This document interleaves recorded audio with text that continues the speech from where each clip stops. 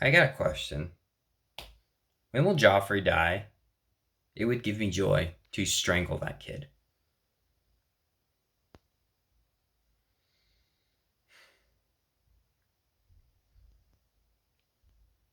Why do I even watch this show? Sometimes I hate this show. What is up, everyone? What is going on? My name is Matthew Langer. I'm the football boss. We aren't going to talk about football today. Well, technically, I just talked about football a little bit ago. Today, we're going to be doing the Game of Thrones Season 3 review. Hopefully, I can do it in less than 40 minutes. Honestly, I don't really trust myself to do that, though, because there's a lot to talk about with this season. And we're gonna save one thing for last. And if you were wondering, Matthew, why are you wearing your same clothes? That's because I recorded this back to back. The Baker Mayfield one and then the Game of Thrones. So don't be like, ew, that's gross. This guy wears his clothes all the time.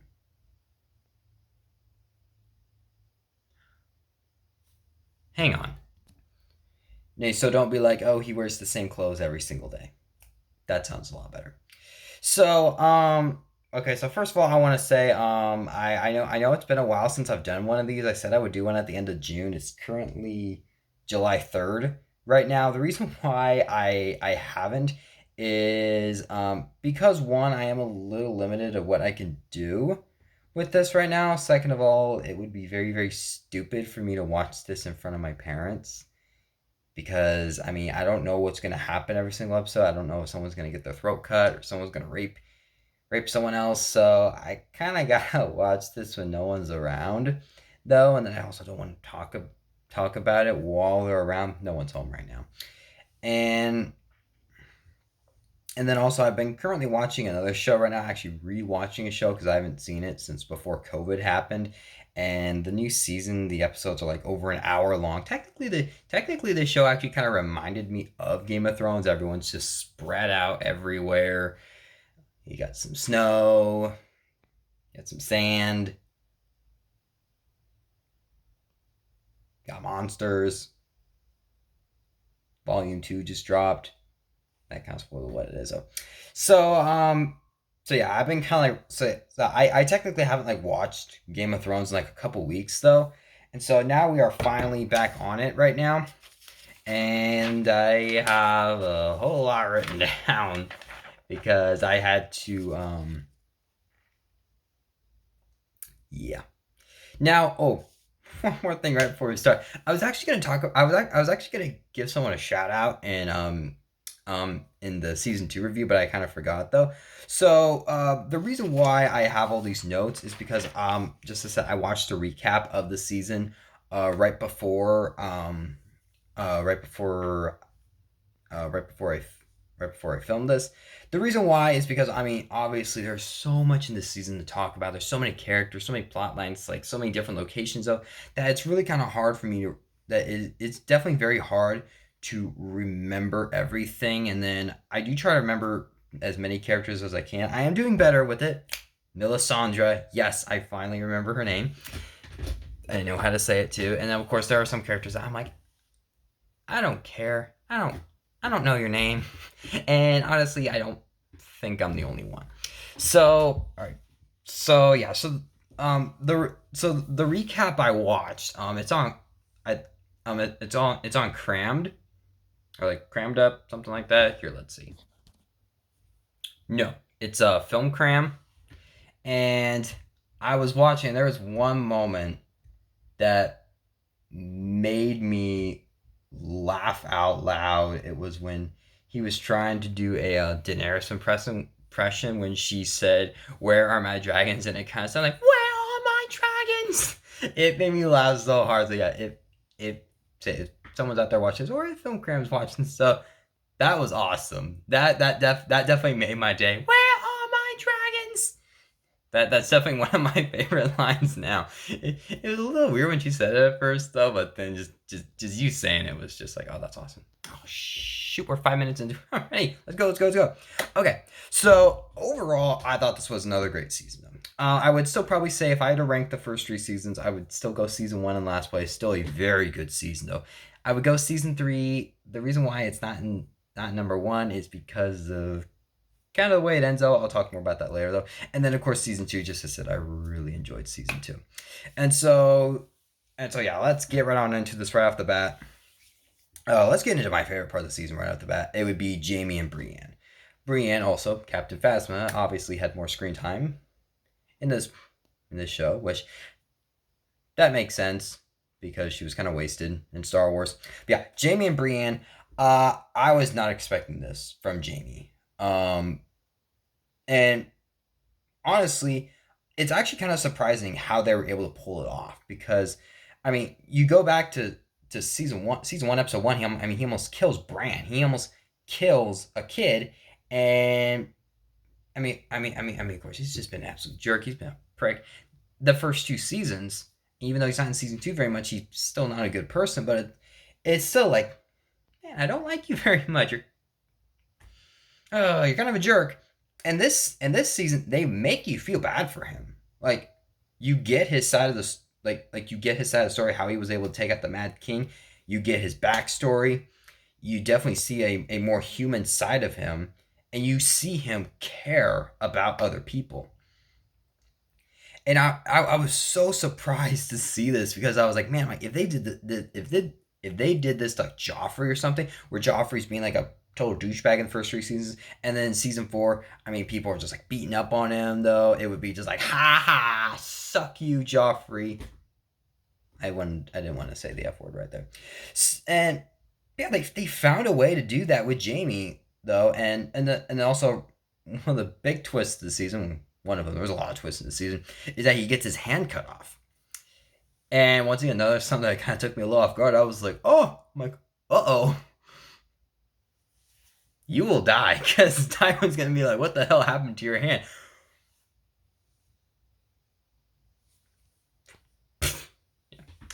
And, you know, and I think kind of one thing that kind of sucks about that moment is that he knew Brienne was going to get raped, and he was trying to save her. He was trying to be helpful, and honestly, I honestly think he kind of would have killed them all and broken them out, so they could get back to King's Landing, though, or either that he just would have.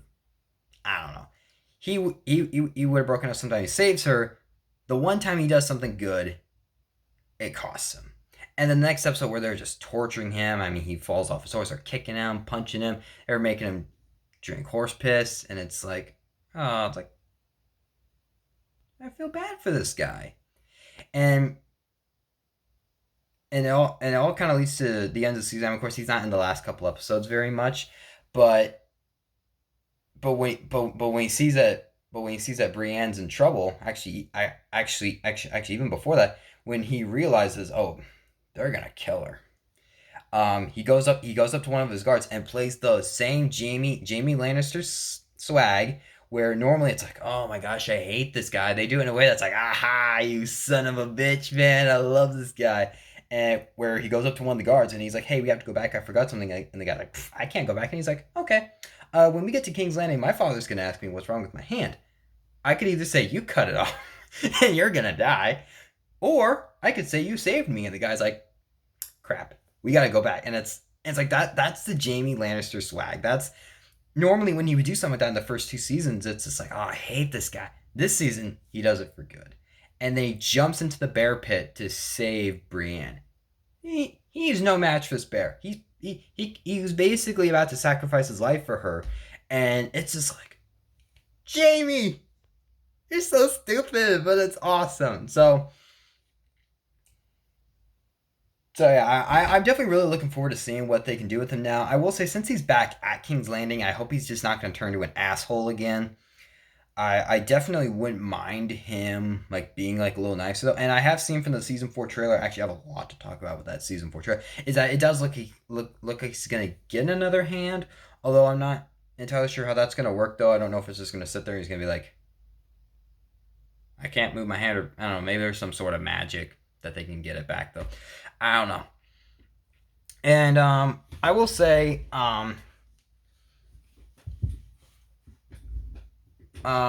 there I felt like we're a lot of sideline people. I mean, with so many stories, with so many plot lines though, some people are going to get sidelined. Let's go to the three people that I felt like got a little sidelined though. For one, Theon. Theon had a very rough season.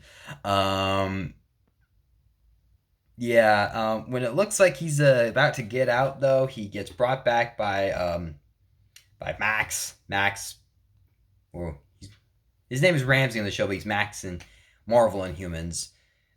Don't watch that show. It's not good. Yeah, he gets captured, gets brought back, and yeah, I mean, he's just torturing him more. I mean, it's not good. And then eventually he gets his you know what cut off, and it gets sent back to his family. Now, his father is like, who cares? And but his sister's like, no, I'm gonna go get a whole bunch of men and ship, and I'm gonna go bring him back. And even though there was like 40 minutes of that final episode, I was like, oh nope. I'm like that's that. I'm like, this is gonna be next season. I'm like, they're not gonna break him out right now. And I was correct, which I do think is a good setup for season 4. I do think that this season set up the next season very well. Another character that got sidelined a bit was Bran, though, which is a bit frustrating for him because you do start to see like what's been going on with him. I do think we're really going to talk about the Three-Eyed Raven in next season, though. But I will say it's kind of slightly frustrating that they're like, oh, Bran's a warg.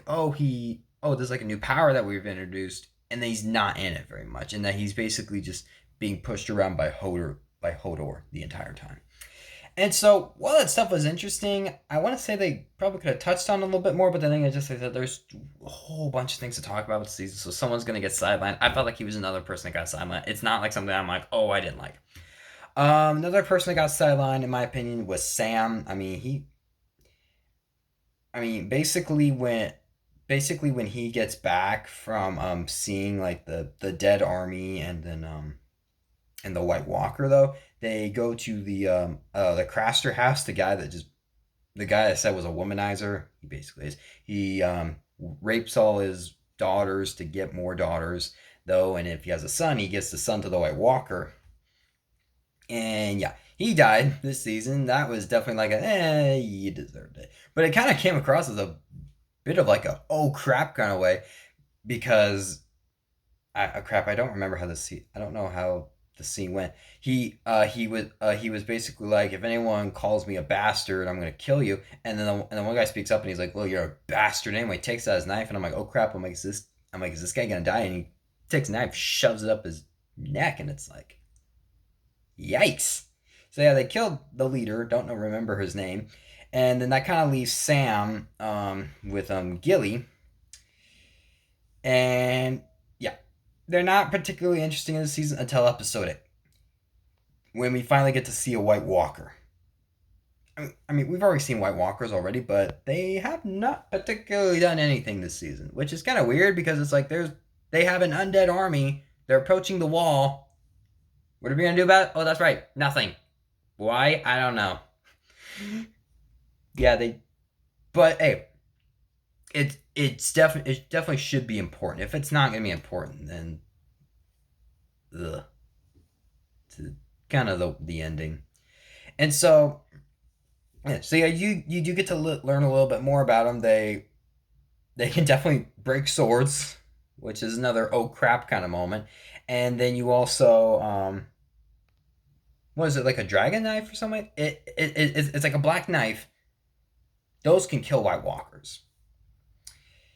And then yeah, Sam of course gets back to the wall, and of course Jon Snow joins it later though. Speaking of Jon Snow, I did say last season though that Jon Snow and Ygritte, they had some nice chemistry, and they once again had some nice chemistry in this season where it was definitely very funny. When they were going up the wall, that was that definitely was very intense, especially when the wall just cracked and just came down, and the war guys like cutting the rope, and yeah, and it's a yeah. That was kind of nice. And then of course, Jon Snow and Ygritte having a bit of a heartbreaking finale though. They'll see each other again. I would be kind of shocked if they didn't though. And then you also oh yeah, I also remember saying last season that I'm like it's really weird seeing Jon Snow in a show like this because I mean he's not someone that would get into it with another woman. Well, that nope, nope. He got into it, and I will say it's not something I was super upset over because where he's just been like, no, I would never do that to a woman, and then he does it, and then and then of course he rapes Yurgit though. It's something that they kind of set up in season two where they're like, oh, they're like me. They kind of like each other, and then season two, I mean, she just full on takes her clothes off, and she's just like, knock yourself out, Jon Snow. You know nothing, Jon Snow. And then yeah, they so I mean it wasn't something I was like completely upset over where I'm like, wow, I'm like, that's horrible writing for this character though, where one season he's like, oh, I would never rape a woman, next season he's like, oh yeah. But I don't know how he knows how to do it though, but I don't know, maybe he hears stories. Everyone's basically a rapist in this season. Rape, incest, yeah, all that gross stuff. And all right, let's kind of go back up to King's Landing. 16 minutes. That's not bad. Something actually really kind of took me by surprise was um there was actually a character I kind of forgot about, Marjorie. I couldn't remember her name. She was in the second season. I don't remember her being in it very much, though. She agreed to marry Joffrey, and I once again I remember saying that I'm like, oh, now that Tywin's handed the king, I'm like, things are about to get a whole lot worse. Well, things technically did get worse for Robb, for instance, and but something I kind of forgot about was Marjorie and Joffrey, and that was honestly something I actually kind of liked. I mean, I still hate Joffrey. I'm not saying, oh, I like Joffrey now. No, I still hate him. He's still definitely one of my favorite. I mean, I deserve a slap for that. Yeah, I mean, he's still one of my most hated characters in the show. I mean, of course, some of the stuff he was doing the last couple episodes with like Sansa and then him just walking in the room and being like, yeah, Robb's dead, woohoo, and it's like, oh my gosh, and but they're I don't know, them together. I kind of like that because Marjorie is able to handle Joffrey, where Joffrey's still being a jerk. He's still being Joffrey, but Marjorie's like able to like handle that though.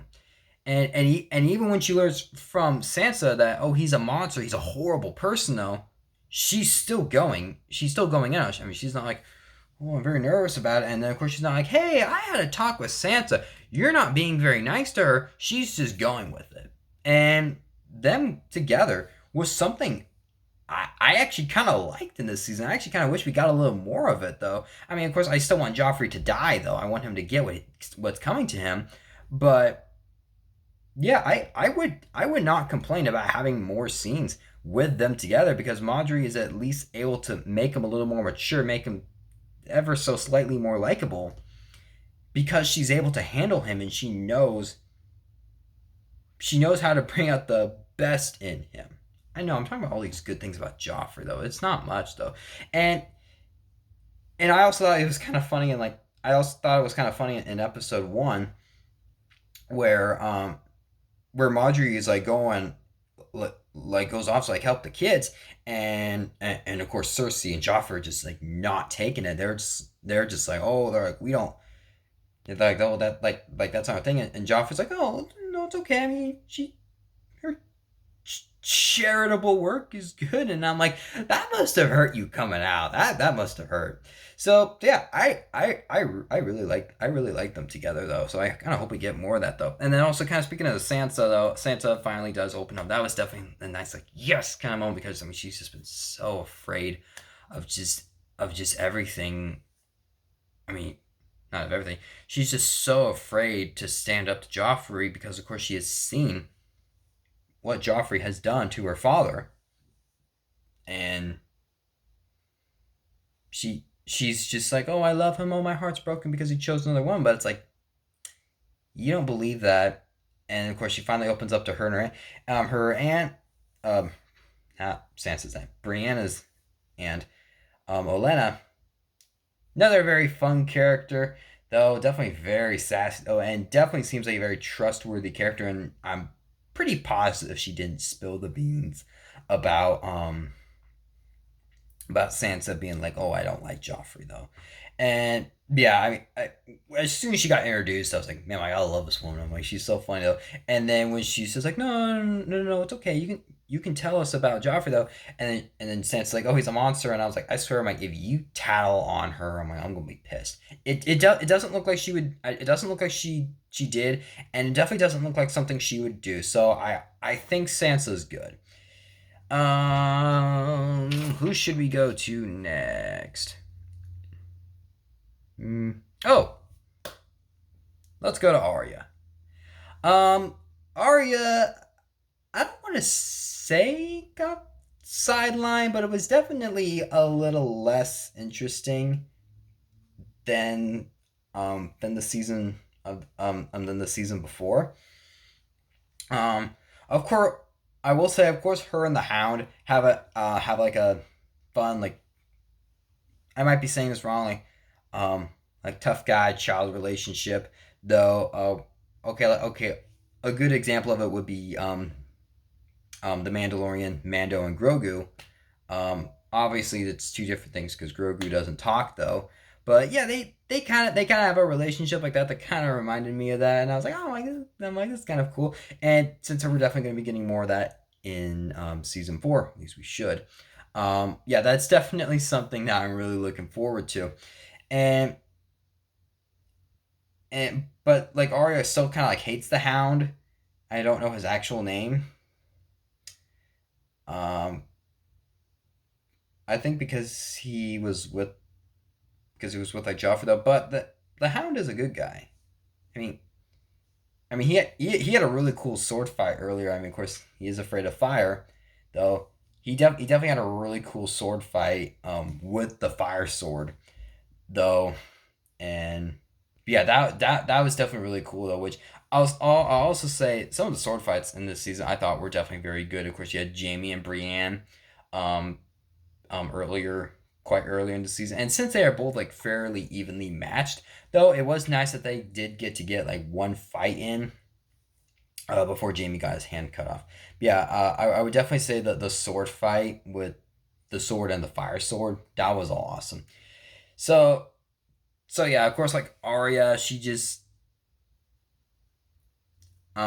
lost one of her friends. I don't actually she lost technically lost both of her friends, like the fat one that like makes bread, and then of course Robert's bastard son. I mean, she lost them.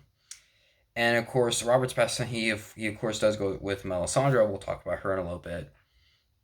Actually, we'll talk about her right now. Of course, Melisandre does foreshadow a dark future for Arya. Now, I'm not sure if it's where she did say, "Oh, you're going to kill a whole lot of people," and I'm not sure if it's the people that she killed at the end of the season because they're because of course like the I think it's like 3 or 4 like groups of guys.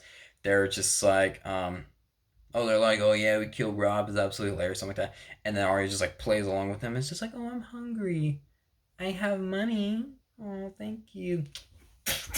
Like, yeah, she's definitely gonna be really ruthless coming up though. But I mean, I don't entirely blame her because I mean most of her family's dead now, and and yeah, you can see that she's just throughout the season she slowly makes her way back to Catelyn, her mother, and then yeah, we'll talk more about Catelyn coming up, and yeah, but it's gonna be Arya. It definitely looks like it's gonna be Arya and the Hound coming up, and all right, then all right, let's go back to King's Landing. Let's stick with another one of my favorite characters, Tyrion. He's still proving time and time again that he is my favorite character in the show. I just love what they're doing with him, and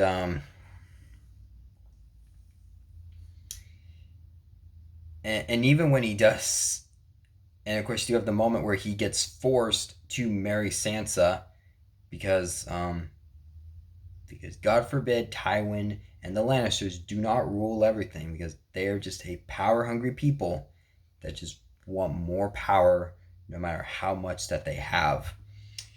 And Tyrion, he knows what Sansa has been through, so he's like, I'm not I'm not gonna do that. And Tywin just keeps hating on him, which definitely really makes you kind of feel bad for Tyrion. But Tyrion does end up marrying her, which is actually kind of sucks because he had to tell her, "Hey, I have to marry you in front of his girlfriend Shay." And when he closed the door and he goes, "This is awkward," I'm like, "Uh oh." I'm like, he has to tell her in front of her. I'm like, that's not good. So yeah, and yeah, you can definitely tell she's very pissed about it. And I do wonder if their relationship is going to be impaired since he's refusing to sleep with Sansa. But I also feel like that's going um, to have some consequences in season four. Just as I said, I have seen the season four trailer. I'll talk more about that later because there's definitely a lot I want to talk about with that trailer. And but they also kind of showed a little bit of hope at the end of the season that they could be getting along. I hope their relationship isn't like entirely broken since of course Sansa found out that her father is not her father, her brother and her mother are dead. So I hope that doesn't really break it apart because they did show a little bit of what the relationship could be like. And then of course you get to their wedding, and there are two weddings in the season. Both of them are bad. Both of them are not good, and one is obviously worse than the other. But I just remember watching the first wedding, and I mean, of course, Joffrey walks Sansa down the aisle, which just disgusts me. Of course, he just pulls a total dick move by removing the step stool away from Tyrion, and then just publicly humiliates him because he hates Sansa and he hates Tyrion, and he's just publicly humiliating them. But then Tyrion is like, okay, fine, I'm gonna get revenge on you. I'm just gonna play the part that you think I am. I mean, Tywin, I mean, he hates Tyrion and he says he's just a drunk. So Tyrion's like, okay, then I'm just gonna purposely get drunk. I mean, you can tell he's being so disrespectful at his own wedding. I mean, he's filling his wine glass to the brim. He's drinking. He's wiping his mouth on the tablecloth, and you just see Sansa next to him, like, I am marrying this guy. It's like, oh boy, and yeah, Tywin's pissed. I mean, Cersei and Loras Tyrell. I mean, they don't want to marry each other. They're pissed, and I just remember kind of watching and be like, is this the Red Wedding? I'm like, this, nah. I'm like, it has to be a bigger disaster than this. I mean, the wedding doesn't go well, and then of course Joffrey comes out and he's like, oh, let's take her to her room, and and just as I said, this moment right here once again proves Tyrion is my favorite character. Takes a knife out and tells Joffrey, um, you want to if you want to fuck her, you're gonna be fucking a wooden cot, and and this, everything goes silent. It's like he threatened to kill the king in front of everyone to protect Sansa, even though he's drunk. He still has the brains to do the right thing. And then, of course, Tyrion leads her out of the room. Fantastic act by Peter Dinklage. I mean, just like I said, I love Peter Dinklage. He's such a fantastic actor, though. But just he's once again just proving that he is amazing, though. And so yeah, I hope they do not kill him in season four. Just as I said, I have seen the season four trailer though, which I'll still talk about in a little bit. Is there anything else I could go to before I get to the Red Wedding? Oh yeah. I mean, okay. I know I said about like Melisandre, though I did finally learn her. Did finally learn her name. She's not. She. I don't think she was in the season entirely all that much. I mean, of course she is. I mean, of course she saw the Red Wedding happening, though, and of course Stannis Baratheon still wants his throne. Of course, you actually finally get to meet one of his kids. You get to meet his wife, which his wife surprisingly is cool about him and Melisandre getting into each other, which is a little weird, but then again, there's a whole lot of messed up people on this show. And then of course, Davos, his right hand man, um, sets his bastard Rob's bastard son go, and and of course he got a note because he's been learning to read. Gives it to Melisandre, and I will say that the season finale for the season, I felt like it was more of a foreshadow for for for some of the other seasons, because some of these storylines, some of these plot lines start to come together. We definitely got a lot shortened down. Of course, Jon and Sam, they're back together. The Starks are dead. Jaime's back at King's Landing. We definitely got it shortened down. And we're starting to build towards the peak of the season. We're starting to build towards where it's about to get really, really good. And I feel like they really started setting up stuff for that, which I don't have a problem with that, but it's also like that was more of a setup finale than a finale episode. And yeah. And so yeah, I guess there's one other thing I should maybe talk about with this season. That would be Daenerys. I'll say her story was actually a little frustrating. I mean, I think I said this back in my season 2 review, where I said her story really wasn't really all that interesting until I realized about what they were gonna do with her, and even in some other episodes, she just wasn't in it very much. So this story for her story in this season, or I guess we could say her story arc, well, not entirely. There's still 5 more seasons. Was actually a little frustrating for me, because I mean, I like that she was trying to build an army in this season, because of course, like the 13 one, that the main guy, of course he questioned her. He's like, what's gonna happen when you go to King's Landing? She's like, the people are gonna rise up, and he's like, they don't know you. And she kind of takes that into consideration. It's like, that's right, I don't have an army. If they chase me out of town, then all this has been for nothing. So this time she's building an army. And I mean, she's merciful, but yet she's really ruthless. Where she's definitely someone you do not want to mess around with, but she also cares about other people as well. She definitely does not like slaves. And even though she has all these people around her, she does not treat them as slaves. I mean, like me, I have a job. I have a job. I work. I'm getting paid. I'm not a slave to them. I'm just working for them. She even tells her people, like, you are free to do whatever you want. If you don't want to work for me, if you want to help me get back here, go ahead. I won't do anything about it.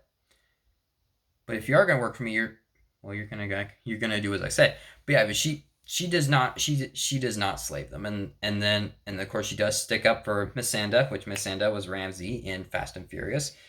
Yeah, of course she does protect her, where of course I don't know his name. One of the guys is like, I'll be seeing you later, and she's like, Branston, if we meet in battle, kill him. So it's definitely nice that she definitely has the slaves back. And oh crap, I'm hitting about 33 minutes. We're gonna do another 40-minute review, aren't we? Just as I said, I don't trust myself to do this. Yeah, like when she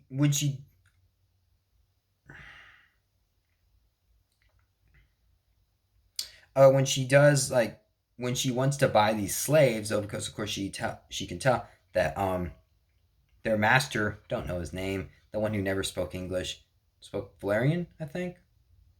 Sure, let's go with that. She can tell he's cruel to them, because they're unsullied boys that know how to resist pain. I mean, of course, he even shows a demonstration where he cuts off one of the nipples of the guy, and the guy doesn't even wince. And you can tell Daenerys is disturbed by this.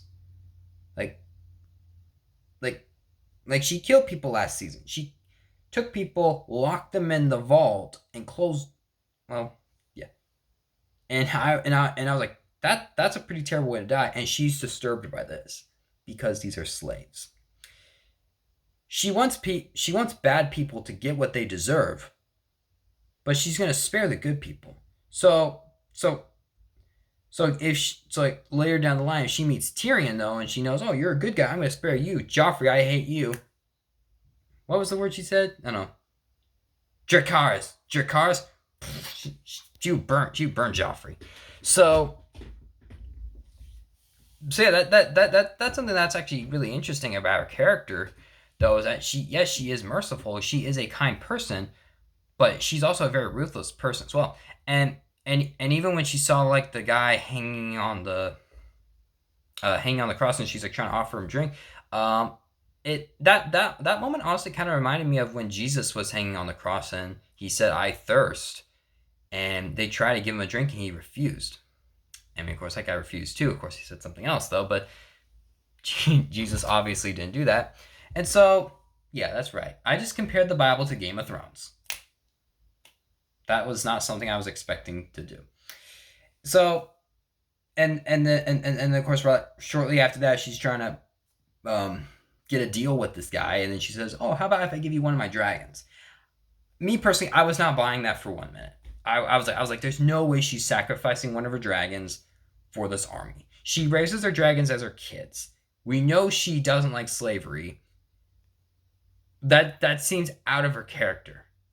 But it would be in her character to trick this guy. To be like, "Oh, I have your army, Dracarys," and just burn this guy.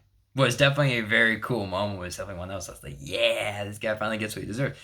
And and so when she kind of leaves the army, or like leaves that city, she has the army. And it's like, okay, this is episode 4. What are we doing now with her? And I don't mind what they did with her at the near the end of the season, but it looked like they took one story and they were like, and they crammed it into 4 episodes, and then they just didn't really have much to do with her for the rest of the season. So they kind of had her liberate a whole bunch of slaves once again. But then again, I am wondering if all these slaves are going to help her as well. So yeah, Daenerys is building up some strength, and I cannot wait to see until she gets to King's Landing. Now, I will say, this show definitely has proven that they can kill any character whenever they want, which I also talk about that a little bit more later, though. And I do not think they will kill Daenerys. I mean, they keep saying, "Oh, she's coming, oh, she's coming," but she hasn't really met anyone else. Well, besides Sir Branston, one of the guards, in season 1, which I was actually kind of curious. Like when he left, I'm like, is that the end of him? I'm like, will he come back? Yeah, he did. He's teaming up with Daenerys. She hasn't really met like anyone, like she doesn't know the Starks, she doesn't know Jon Snow, she doesn't know any of the Lannisters. It would be kind of weird to be like, "Oh, she's coming, oh, she's coming, she has dragons," and then they kill her off halfway through the journey. If that happens, that's not going to sit well for me. Now, I will say the good news is I don't think that will happen, because I have seen images of her in like in like winter coats, and since she's basically been in the desert the entire time, it would be a little weird for them to be like, "Oh, she's just gonna put on a winter coat right in the middle of a desert while it's like freaking 100 degrees, like that heat wave we had last year in Washington." Yeah, it was bad. It was like 110. I'm sure people down south are like, "That's nothing." Well, in Washington, that's pretty bad. Like, that wouldn't make sense. So I'm like, she's gonna get to King's Landing. I mean, she has to. And oh, actually, something I kind of forgot to touch on. Jon Snow, at the end of the season when he got shot with some arrows, I'm pretty sure he's gonna be okay. I mean, they basically said, "Oh, he's gonna be fine." They just said, "I've seen him in the trailer, though. He looks like he's fine." If they would kill Jon Snow, they would show it. That I don't think that would be a pretty horrible idea to kill one of the main characters off screen and then be like, "Oh, he's dead." No way, he's dead. And let's get to the last one. Been trying to avoid this one for almost 40 minutes, and this is probably going to be another 50-minute review. Ah, boy. Oh, the Red Wedding. That was pretty bad. Honestly, that was kind of hard to watch too. I mean, I'm getting to the point in the season where if a woman takes their clothes off, I'm like, that's Game of Thrones for you. I'm like, yeah, that's the vibe of the show. And I do love how they've kind of cut back on the gore a little bit in the last 2 seasons, where I did say like not every death has to be like this like gory, violent, gruesome death. Though, look, in a show like this, you want to have a gory, gruesome death. If you want to have someone get like stabbed in the throat or something and show like blood squirting out, okay, fine. This this is definitely not a show for kids. It's definitely not something that would be like PG-13 or something. This is definitely like a rated R. You want to do something like that? Go ahead. You don't have to do that with every single person though. And I do feel like season two and three, once again, they've kind of cut back on it. While there is some blood, it doesn't show. It doesn't show like all of it though. Well, they sure show it in the Red Wedding. You see Rob, um, of course, horrible mistake last season, marrying Talisha. Yeah, that definitely comes to bite. And I did kind of get my theory right where I said they would go back, he would go in on it, and then he would say, "No, I'm not going to do it," and his girlfriend would get murdered. Well, it was a lot worse than that. Everyone died. Everyone died pretty horrible deaths. Um, now I will say, I if I were Rob, I probably wouldn't have gone back to Walder Frey. I probably would have looked for anyone else though. But then again, they did say, oh, there's no other allies out there. But Walder Frey could definitely bring in some new allies. So that's not something I'm like, oh, I didn't like though. But it's like, could we have gone anywhere else? To no, okay, and and yeah, Rob never lost a war, but he's starting to lose his army. Tries to go back for more strength. Tries tries to repair the relationship between him and Walder Frey. He broke his promise. He tries to repair it, and the wedding starts going nice. I don't remember. Is it his? I don't know. The new guy that they were like, oh, like you're gonna marry one of his daughters. They were starting to get along, and it seemed like Walder Frey just forgave him, and I just instantly I'm like, oh, I'm like, this is the red wedding. It starts going so nice. I mean, he seems to be getting along with his new wife, which actually I don't think they killed him. He left the room before then, so and he wasn't in the finale, so I am kind of curious about what he thinks about this. Plus, I don't think they would kill him either. Then again, who knows? And yeah, then they leave the room, and the vibe of the room changes instantly. Catelyn knows something's wrong, and they lock the doors. And then Walder Frey goes, "It's about time I give you the hospitality you deserve." And right then, I was like, "Uh oh, it's about to begin." They killed every single Stark. They killed every single one of Stark's men in that room. They killed Talisha, stabbing her in the chest, stabbing her newborn baby that they were gonna name Ned. They were gonna name him Ned. They they kill off the wolves in front of Arya. Like Arya was there. She was there. She was so close. Like imagine her and Catelyn getting together one last time. Catelyn had no idea if Arya was alive. She was right there. That definitely would have been a very sweet moment, and it's not going to happen now. They kill Robb. They kill Catelyn. They kill everyone. And so kind of about that. Some of the stuff I didn't like about the season very much. The one thing that really kind of bumped the season back from like number one, number two, just as that season three was still a really good season. I really enjoyed the season. Is that the good guys are dead. And I'm actually a little unsure about where this goes. Because who's gonna like come in and say that? Like there's technically kind of no more good guys. Or at least like no more good guys that have the strength to take on the bad guys.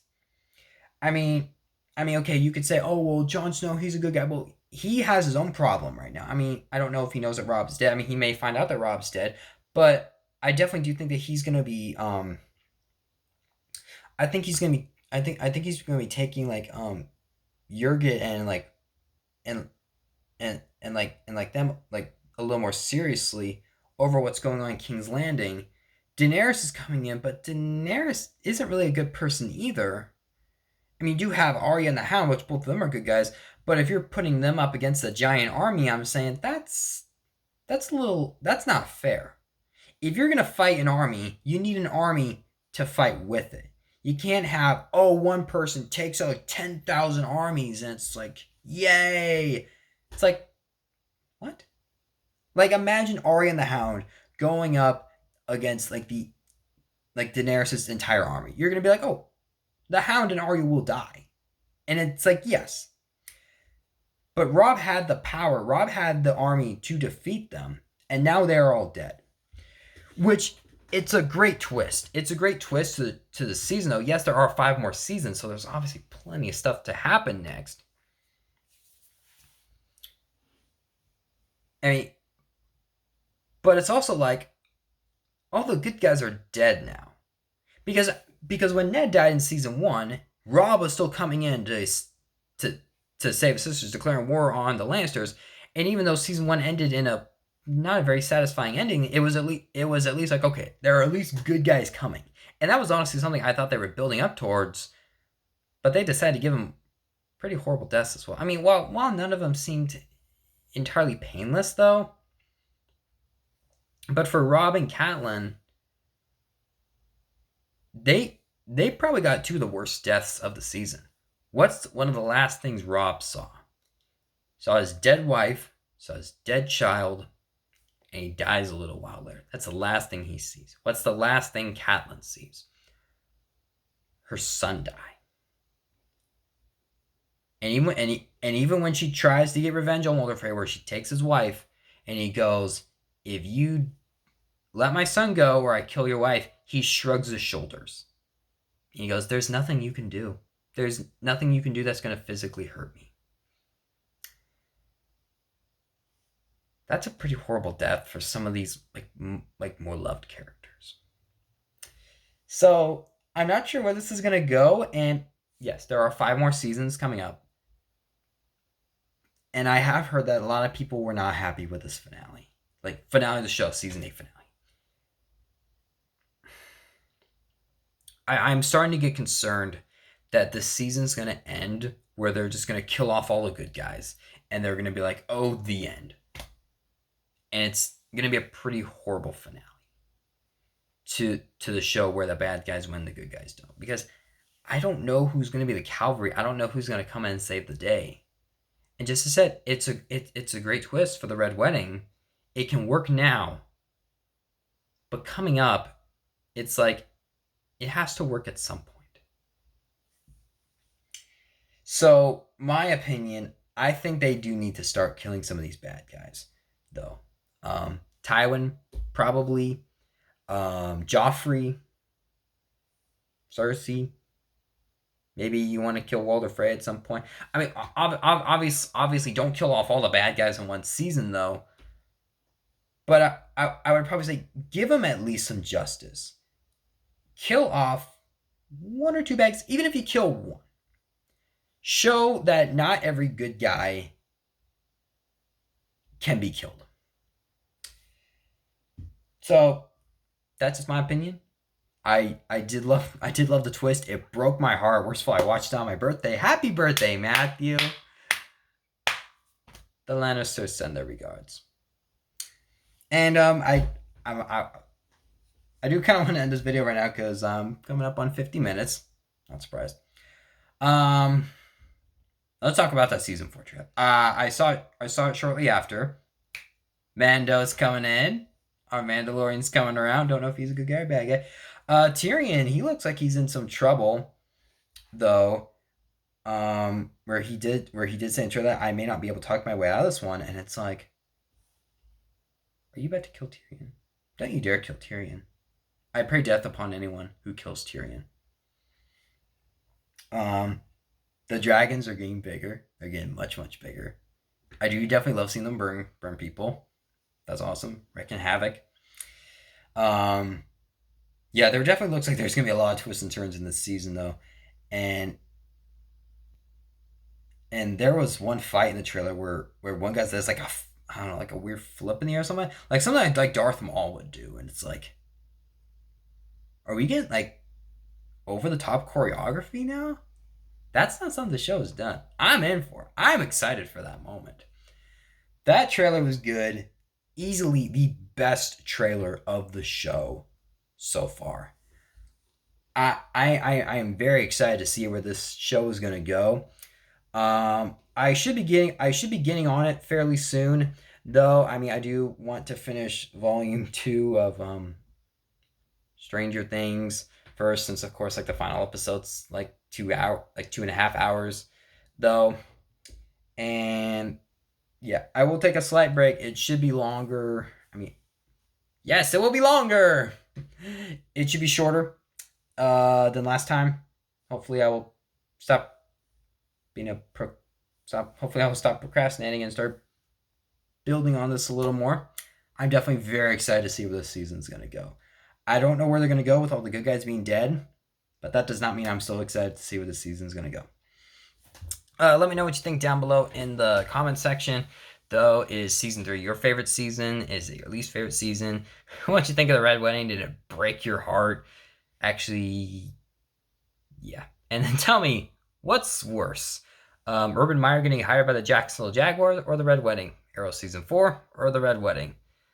The play calling on Super Bowl 49 or the Red Wedding?